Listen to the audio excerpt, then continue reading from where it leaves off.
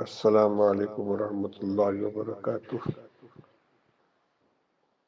حضرات علماء کرام، خطباء اعظام، ائمہ مساجد اور ملت کے درد مند فکر مند حضرات، بندہ ابو القاسم نعمانی خادم دارالعلوم دیوبند آپ سے مخاطب ہے۔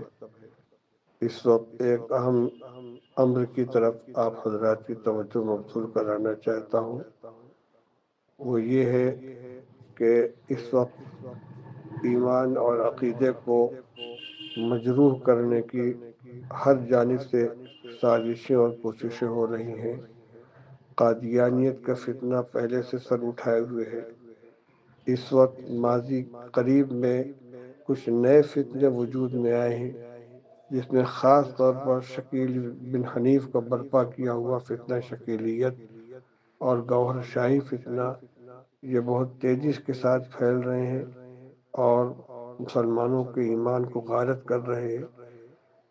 اس کے علاوہ چھوٹے موٹے سوشل میڈیا کے ذریعے جو غلط خیالات اور نظریات پھیلائے جا رہے ہیں، محمد علی انجینئر مرزا کا فتنہ ہے، جاوید خامجی کے نظریات ہیں، راشد شاہ کے خیالات ہیں، اور بھی مختلف علاقوں کے اندر علاقائی سطح پر غلط قسم کے نظریات پھیلائے جا رہے ہیں، جن میں اکثر وہ ہیں جو گمراہی کی طرف لے جاتے ہیں، اور کئی ایک براہ راست ایمان کو متاثر کرنے والے ہیں، جیسے گوہر شاہی فتنہ، شکیلیت کے فتنہ۔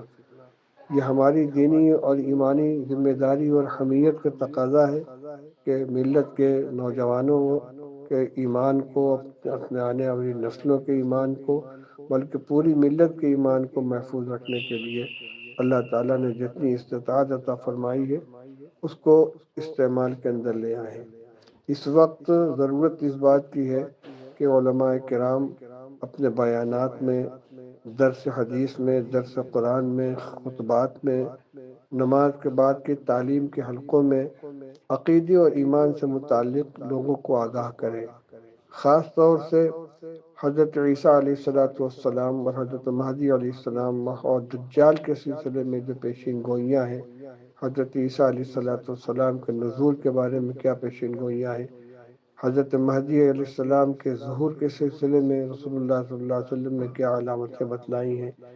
اسی طرح حضرت حضرت عیسیٰ اور حضرت مہدی علیہ السلام دونوں دو شخصیتیں ہیں، دونوں کی علامتیں الگ الگ ہیں، دونوں کے کام الگ الگ ہیں، اس کی بھی وضاحت ہو جائے۔